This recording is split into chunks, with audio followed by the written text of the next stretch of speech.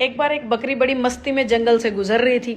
उस समय उसको जोर जोर से रोने की आवाज सुनाई दी और वो क्या देखती है कि एक शेर पिंजरे में बंद है और जोर जोर से दहाड़ दहाड़ के रो रहा है।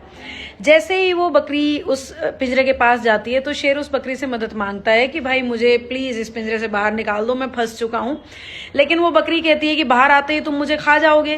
तो शेर वादा करता है, कसम खाता है, बिल्कुल नहीं खाऊंगा, प्लीज मुझे बचा दो, मैं तुम्हें बिल्कुल छूंगा भी नहीं। ये उस वादे को सच मान के बकरी पिंजरे को खोल देती है और बाहर आते ही शेर सबसे पहले बकरी को दबोचता है और कहता है, मैं बहुत भूखा हूं, भूख के आगे मैं लाचार हूं, मुझे तुम्हें खाना पड़ेगा। फिर बकरी उसे पूरी कहानी याद दिलाती है और कहती है, नहीं तुमने इस कसम खाई थी। अब तुम ऐसे शोर शराबा सुन के आसपास और कई सारे जानवर इकट्ठे हो जाते हैं, जैसा कि इंसानों की दुनिया में भी होता है। जैसे ही वो कई सारे जानवर इकट्ठे होते हैं, शेर और बकरी अपनी अपनी कहानी सुनाते हैं। अब डर के मारे जितने भी जानवर होते हैं ना, वो सारे शेर की कहानी को सच मान लेते हैं, क्योंकि शेर ताकतवर है और बकरी की कहानी को कोई सच नहीं मानता सिवाय एक कछुए के।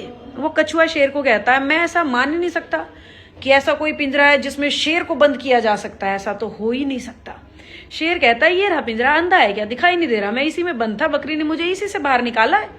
तो कछुआ कह रहा है, नहीं मुझे तो यकीन नहीं हो रहा कि ये पिंजरा आपको अंदर बंद कर सकता है, जाके दिखाओ अगर आप इस पिंजरे के अंदर थे, पहले भी मुझे तो नहीं लग रहा आप इसके अंदर थे, कहानी झूठी है।